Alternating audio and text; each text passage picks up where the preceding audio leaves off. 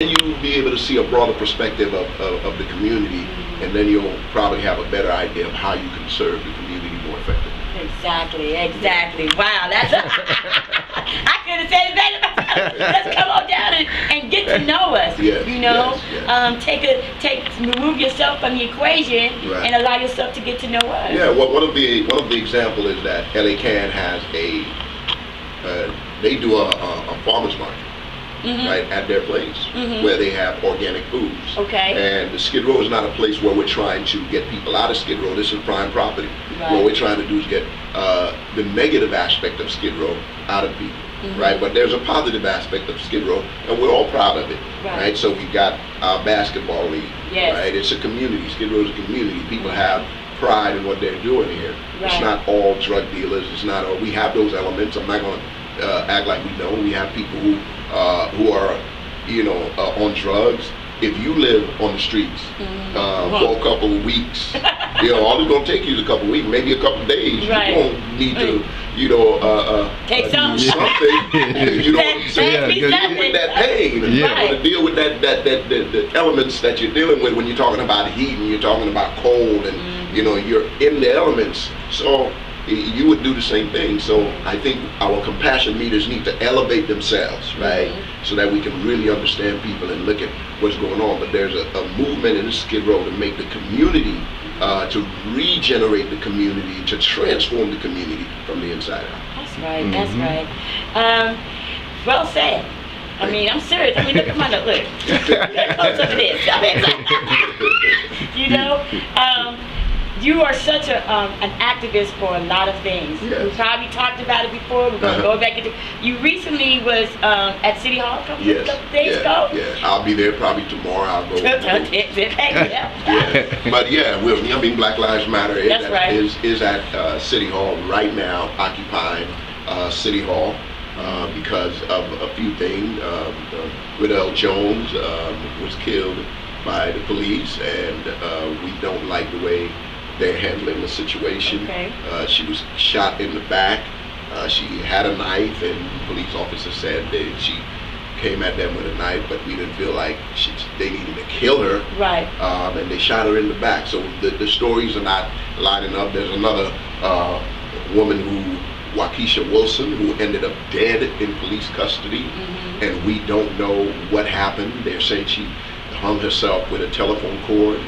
And in light of all of the things that's going on around the country, I mean, just yesterday, you know, a man had it laying on the ground, a behavioral therapist,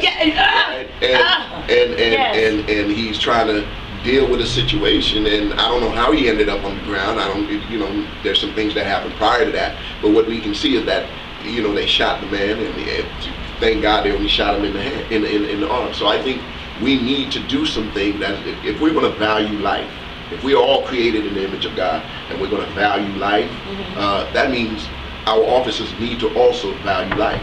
I understand the job is hard, but it's hard out here for everybody, right? And so I think we need to, and that's why we're at City Hall.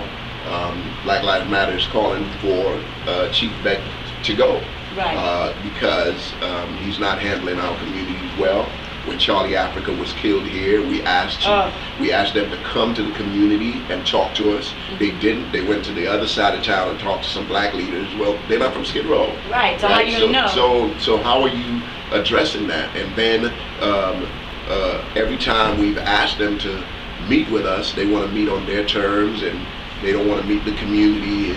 And it kind of reminds me of Jesus. Jesus left his throne, he being God, having absolute power, left his throne to come down to this earth, to walk, and listen to what people had to say. And even if they were hostile towards him, he still allowed them to speak their piece, even to the point where he put himself on the line. So if you're going to deal with issues in our community where people are in pain, where people are hurting, you have to come where they are. You can't make the rules of how you engage them. You can't say, well, I want to meet with 2 people here and 2 people from this. No, the community wants you to meet with the community. And then when the community was in pain, you didn't even address them. They didn't even call Waukesha Wilson's mother. Wow. They never even contacted her family, right? Because of probably lawsuits, issues, and different things like that. It's a flat-out disregard. Yeah, exactly. And it's because they don't want to get sued or different things like that. We've got to do better. We've got to do better. So definitely involved with the Black Lives Matter movement. They call me whenever they want someone to lead prayer and do things like that. And the reality is, if Jesus can go to Samaria, I'm going to go wherever the people are that are hurting, and continue to do what I got to do. Oh, man. You know, you speak with such authority and passion. You know what I mean? To where I can just hear it in your voice. Like, you know, there's a lot of fakes that come down on the road. You know, we're just gonna, keep it real. But there are fakers, but, I can feel your spirit, I feel your passion, and I feel your undying commitment to the people. Yeah, absolutely. As a whole. Right, exactly. As a whole. Because right is right and wrong is wrong. Exactly. And it's such a saddening thing of how this world is transforming in the way it is. Absolutely. Like you said, the gentleman that had his hands up. Come on, really?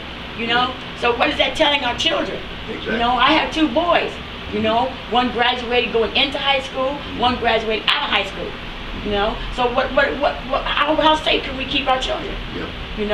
Like, it's just like every day, it's like a Russian roulette. Every day. And so that puts us in a mentality of slave master. Right. And when you talk about Black Lives Matter, Skid Row, 75% black, right? According to some statistics, some even higher, right? And we know that. And I don't even go after police, because police are working for a system. Right. And so our system needs to be changed. Yes. Right. Our system needs to be needs some rectifying, needs some dismantling and rebuilding. And the Black Lives Matter movement, those are mostly led by women, black women, right, who are educated, college educated.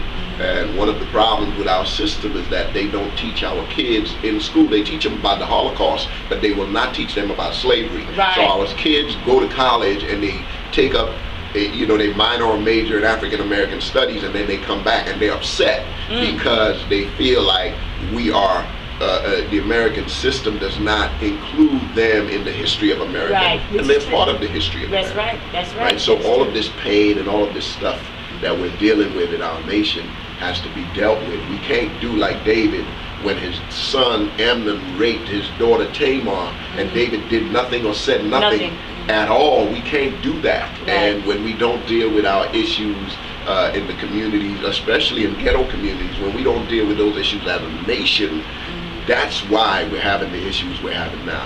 The chicken coming home to roost, because people are sick and tired now. We've had Rodney King, we had the 68 riots. I mean, let's not act like this is just something that's just happened, or Obama divided the country. There's a reason why that our country is divided. The most segregated hour in the history of this nation, even today, the most segregated hour is Sunday morning, when people go to church. That's the most segregated place of all things that we do. Even when you go to work with a whole bunch of different people. The church is the most segregated place in our nation. So even and so as I talk about all them things, that's why the Church Without Walls is so significant to me. How do we impact our society as a whole? Right? As the Church Without Walls, are we just going to sit there and sit in our little silos and make everything comfortable? Are we not going to deal with the transgender? Are we not going to feel for the gay person? Are we going to, all these marginalized people? It doesn't matter what I agree with people's lifestyle or not. I agree that I need to love them because they were created in the image of God. Exactly. And that's a good concept, Church Without Walls, because where everybody's all are welcome. Right. It's like a melting pot. It's like right there. Right. Well, I got it from a guy named Jesus. Yeah, of course. That's right. Oh, wow. Let me see. What else? Okay. I can speak over and over again how